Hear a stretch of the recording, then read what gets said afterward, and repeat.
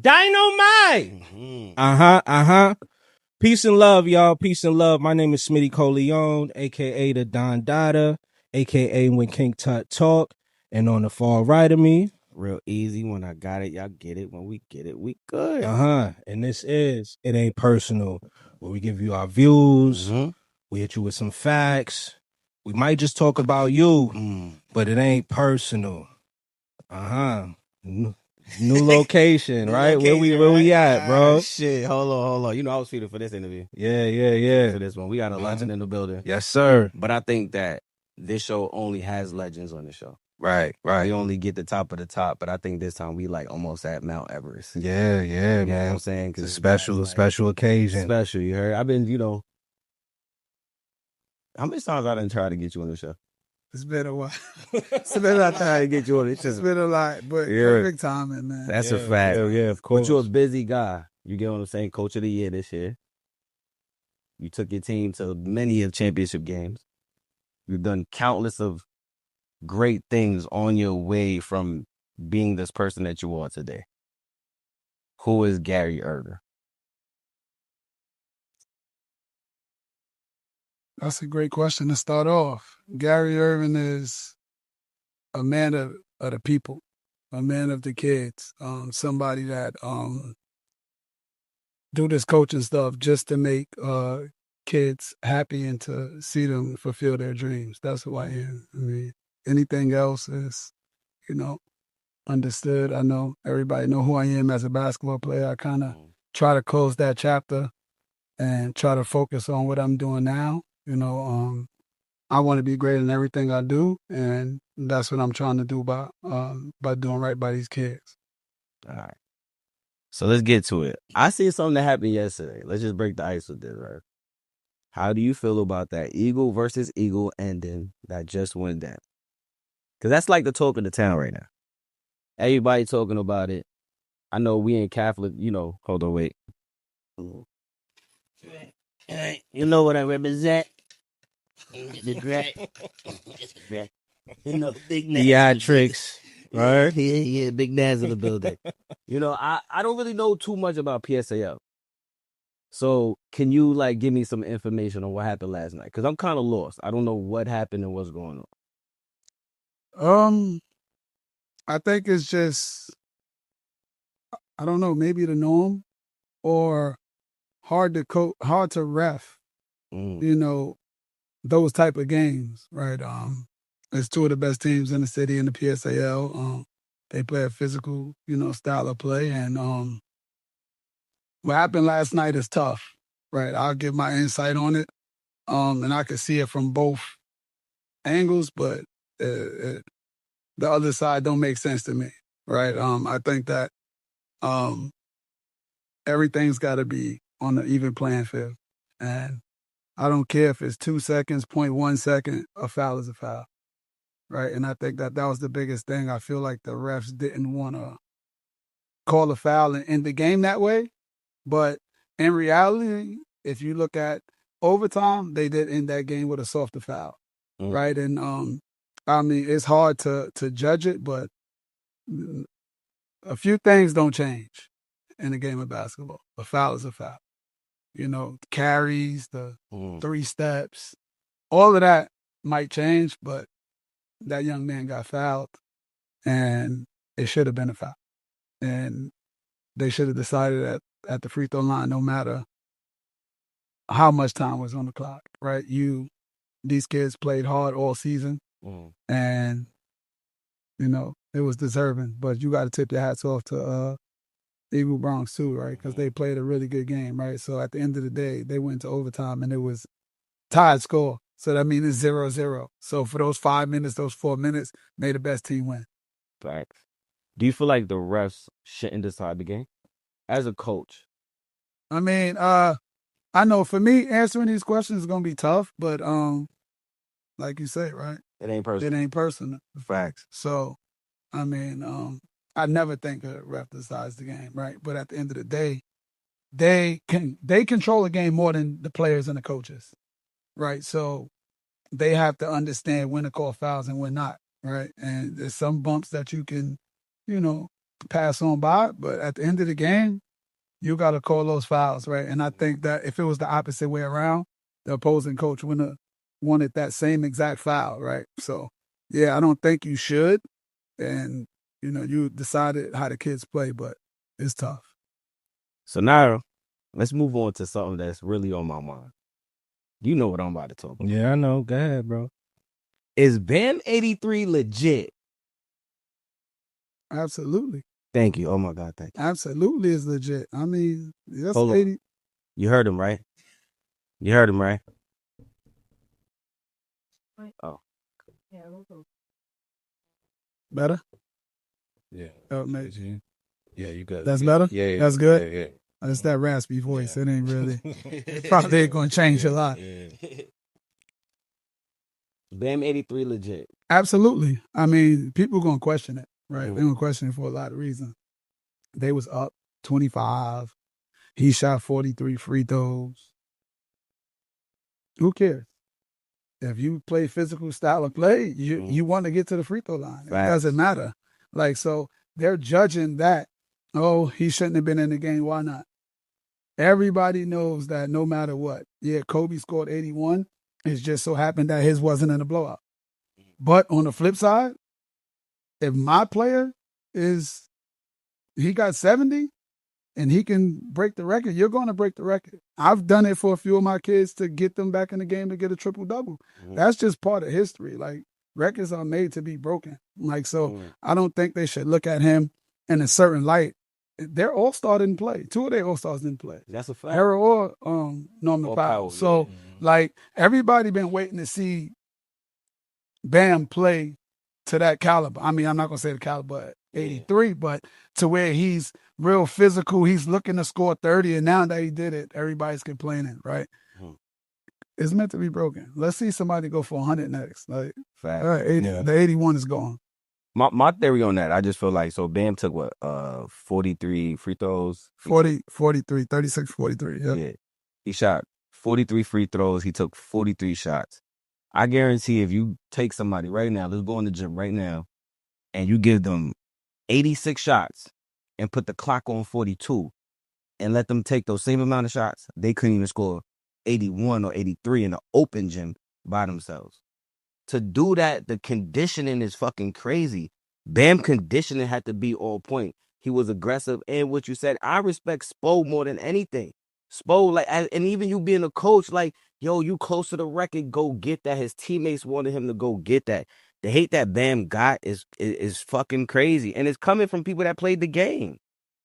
How do you feel about the people that played the game critiquing the 83? I mean, that's normal. I don't think it's cool because they've been in that man's shoes, but in reality, that's what all of these companies do. These CEOs and everybody, they get people that played the game to bash people that's playing the game. Like, they can't do it, so they get somebody else to do it. Instead of standing on, what it is and standing on what they say, that brotherhood in the NBA or that culture shouldn't be shaming somebody else. Like, you can have your opinion if they're not playing up to par, but to bash them because they breaking a record on however it stand, like, it is what it is. And some of the people that's on that platform that's saying that never scored 60. So you complaining about a man scoring 83, like, that's corny. Yeah, I think my only thing, I just want him to be that aggressive more often. Not 83 aggressive, but just like, demand the ball a little bit more. I know it's like, that's your team. He's like a system. He's part of the system, but he's probably the biggest part of the system, or could be, got the potential to be. So, you always hear about Bam, like, he's killing people one-on-one. Michael Beasley came out and said he the only one that beat him. So, like, I want to see more of that in game. Yeah, Bam is frustrating. I ain't gonna like me. I'm a Miami Heat fan. Bam, to hear what Bam is capable of doing and what Bam does, but then it also goes to, like, why I love Bam, because Bam plays the right way for the coach. He plays to the system. I know we got the Bam, but we got to double back. You right, son. Hold on, because we over here talking about PSAL. Let's talk about that game, son, because I ain't gonna hold you. We was in the crib going crazy. Yeah. We watched that. You heard? I had the family in the crib watching on the big screen. I was mad I couldn't go to Fordham. I was really upset. You heard? I was depressed in the crib. And his wife was like, nah, go over. because he had pulled up with my homie, and I kind of was like, nah, man, I'm mad I couldn't go. And then she was like, no, let's watch it as a family. That made me happy. So I went over to your crib. We watched it as a family. And yeah, you know, I don't want to critique my boy, you know, but you know, y'all had a great year. I would say y'all overachieved. You said it ain't personal. It ain't personal. You can't be biased to the young fella, because I know you're talking about AJ, and I know what you're gonna say. He should have been aggressive in the first half, like the second half, and it would have been a whole different game. But I feel like he needed, respectfully, fuck it, since we here, and I say this all the time, he needed the other Robin, he needed the Batman, because I feel like it's two Batmans, him and Just. Just had 20 and 8. Just had the first 8 points. If this is any game we asked Just to be Just, it was that game. I ain't have no complaints about him. I had complaints about AJ in the first half. Just performed from the beginning of the game to the end of the game. We ain't going to make no excuses. He ain't need nobody but AJ to step up to the plate. He took one shot early, and I yelled at late, actually, in the second quarter, or almost to the end of the half. And I said, bruh, you took one shot, and I yelled it. I didn't whisper it. I yelled it. Like, it's playoffs. Everybody know what you're going to do. Everybody know our plays. It's about performing. He was supposed to step up right away as the first teamer and a future Division I basketball player. He was supposed to handle his business. I mean, second half, he played amazing. Yeah. But the difference in being down 15, if he played that way and he didn't have to score, just aggressive, right? Because he had 8 assists. And majority of that came in the second half from being aggressive. So it could have been a different outcome, you know what I mean? But you know, yeah, remember that's almost the same thing I was echoing. He was saying that in the crib. Like, he said that in the crib. Could have been a little bit more aggressive in the beginning. Him being a senior, being a leader on the team, right? Come in and set the tone. I seen a couple middies he could have took, a couple teardrops, but then he started taking it in those same shots he was getting in the second half. He takes those in the first half. It's a different game. The guard for that other team, I forgot their name, but they was giving that game away. Like on screen watching it, every aspect of the game, they was giving it away. Yeah. And once we started chopping, yeah. And we did a lot of bad things though, because every time we had the lead, cut the lead to 5 or something, turnover. Like that was the hardest part, right? It's like, yeah, they giving the game, but we telling them y'all might as well take it. Right? So let's get to that one key part though. That part that we was all screaming in the crib. The 3 travels, besides my, like your boy, my boy. Yeah. We lost by, you know how much? 4. Yes. You know how many free throws AJ missed? No, this answer. Do you know? He missed 3. No, 4. He was 2 for 6. No, I mean he missed 3 crucial ones. 3 crucial ones. The one because he was talking the 3-pointer. He made 1 out of 3.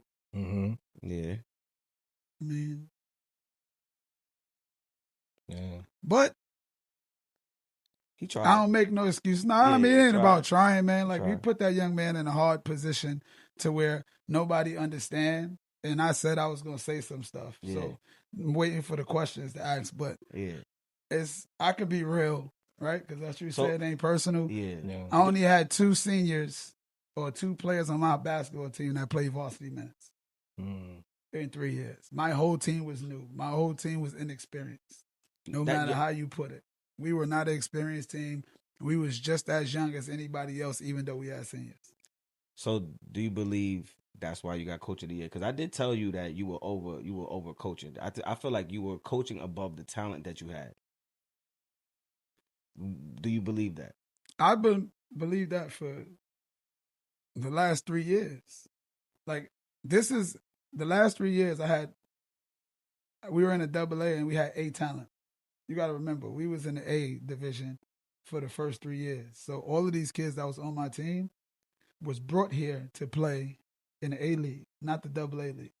So we were underneath everybody, like with talent, I guess they say, but we've handled our business, overachieved every year. Not saying that the kids weren't good enough, but we had to put in that much work to get them better to be in that light. So yeah, I think that's why I got Coach of the Year, but you know me, it's always a whole coaching staff award, right? Because everybody play that part. Yeah, I'm the head of the snake when it comes to that, and I do a lot of work, in the back end, staying up 2, 3 o'clock in the morning watching film just to prepare them, like stuff that you do in college. But they got to give our coaching staff some credit. I think you have a very solid coaching staff. I do have, it ain't personal, I do have a critique because I do have a video on my phone from like last year to this year, right? And I feel like the biggest difference was the bench, the activity on the bench. I didn't feel no energy from the bench this year.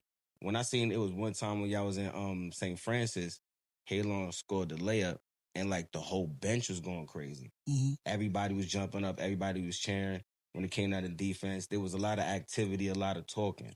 This year, maybe, I don't know if it's maybe because of their youth and they're young or they're inexperienced, but I felt like the bench was a little bit quiet this year. There was no energy coming from the bench. I think it's all of that, all of the above when it comes to that, but you got to also understand that it's a different day and age, right? I had these guys, Halon and them, for 4 years straight with that whole group. These guys came from freshman to JV. They didn't skip no steps, right? And then for you to be experienced, you got to either play from freshman to varsity or from JV 1 year as a freshman to varsity. So when you skip steps, you usually go freshman, JV, in reality, varsity B, not varsity, right? Because it's hard to get playing time. So that's what it was. I think it was a mixture of being entitled and thinking you're supposed to play just because you on varsity, and that it's a whole new team. And I think a bigger part, and nobody speaks about it, is parents play a part, right? So that bad energy that some of our kids had was just trickled down from their parents that just had expectations of their kid playing, but wasn't at our practices, wasn't at our film session, not understanding that when you start playing at the highest level, it's about schemes and understanding. You don't understand plays, you can't play in college. You understand plays in high school, you can't play. Yeah, like their work ethic is just, it's hard, right? Because you got to coach energy and effort. Right? So if I'm coaching energy and effort, the other stuff don't really matter. You're supposed to have that already and let me, adjust and help you with the other stuff. So I think that's why the bench wasn't like that. And it was like, and I always tell them, because I don't sugarcoat. You watch me coach. I don't sugarcoat nothing with the kids. Y'all act like front runners. Like when everything going good, everything is good. But when we struggling and we need the bench to help us up, especially on the road, the bench is not there. So that's why you see us a little dead and we not doing stuff. Like in our first playoff game versus Mount St. Michael, like we struggled and almost lost because of all of the things that you said. How do you handle coaching a kid and dealing with a parent? Like, because there's boundaries. You don't want to overstep certain boundaries, I try not to deal with parents. Like, it's rare that I deal with parents. I only deal with a selected few. All right. Come on, my boy.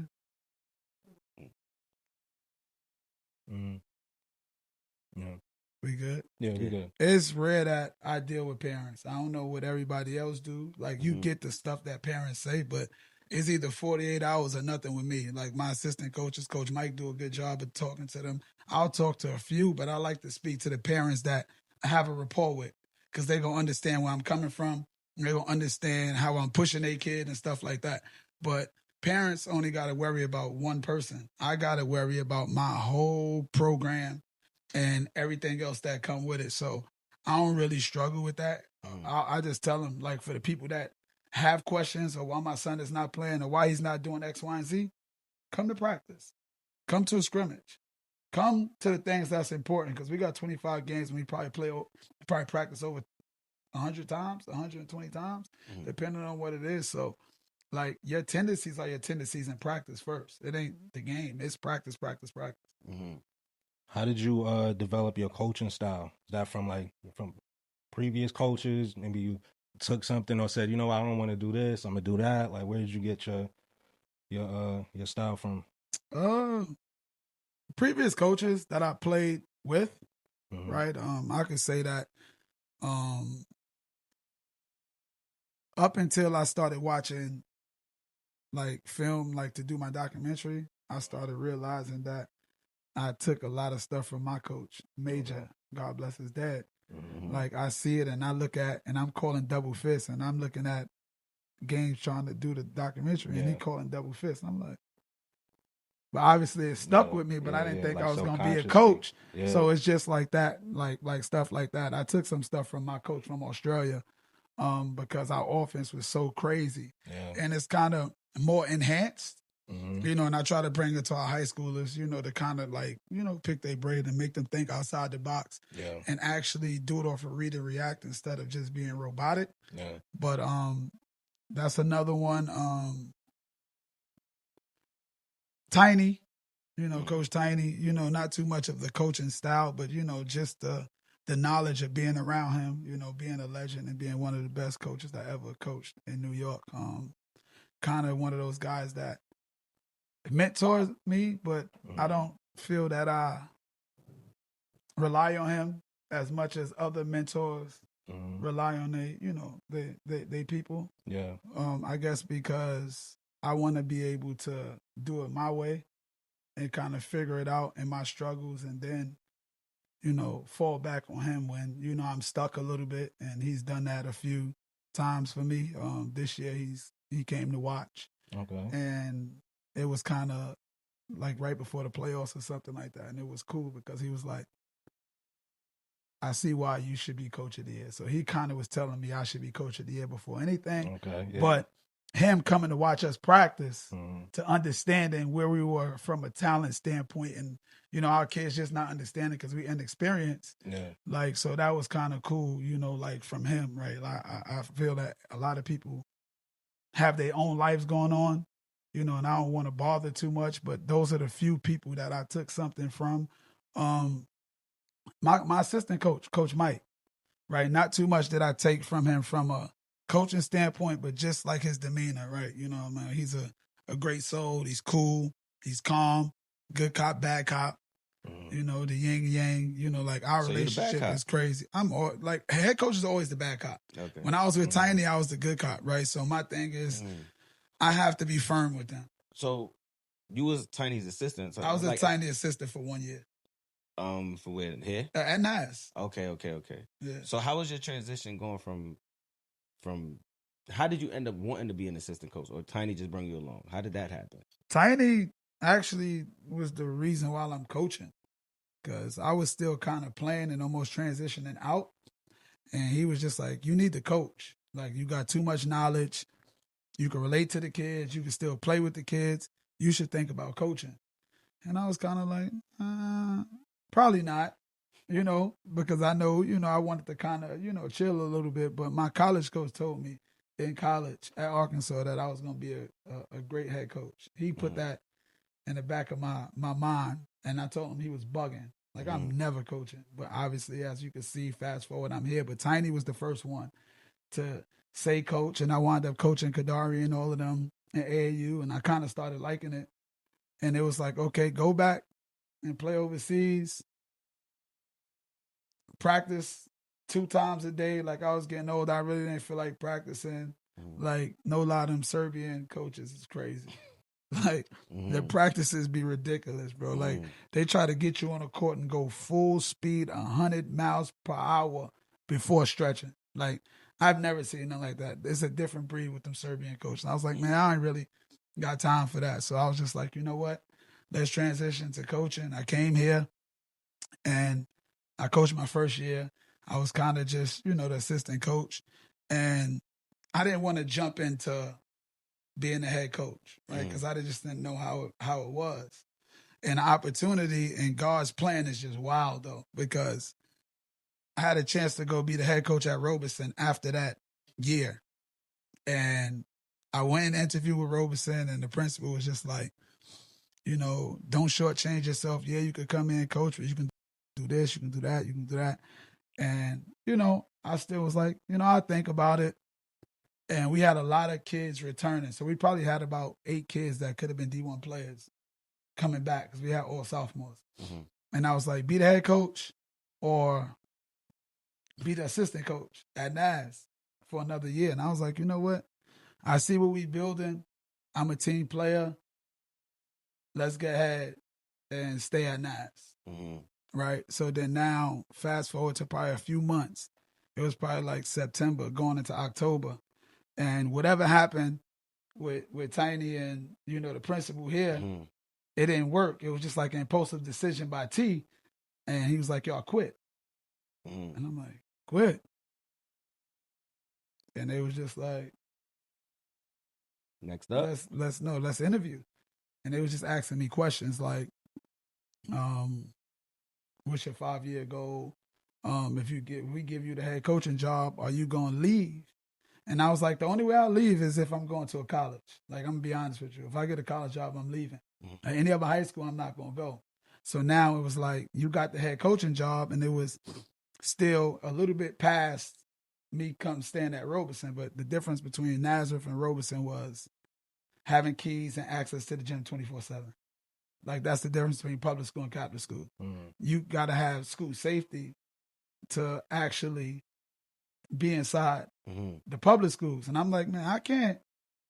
Like, I don't know about how anybody else do it. Like I said, I'm a little bit younger and I'm new. I'm like, I can't get nobody better not being in the gym every day. Right. So I got access here, full throttle. So like we can be in here 2, 3, 4 in the morning. He know that. Yeah. Like I can just be like in the summer, we got midnight runs. Yeah. Like to get these kids better. I thought that was the biggest thing in the decision. And now, I'm in year 6. So it made sense. It worked out. Everything makes sense. It's all like, and it's all go with your gut. Right. You know what I mean? Like I could have went to Robeson and who knows how it would have turned out. It probably wouldn't have turned out like this. Like they went to another division, so it kind of was in the even playing field. But I think me coming here made sense, right? Because it was, I don't know, probably the first time in a long time that somebody's came from the A and then went to the AA. And not only did we go to the AA, we had a Jordan deal. There. So like, I think the story was better for me per se more than it was for everybody else. That's like, man, you at Robeson, your jersey is there, like that's somebody else's, dream, and Phil Grant was able to fulfill that. So that was dope.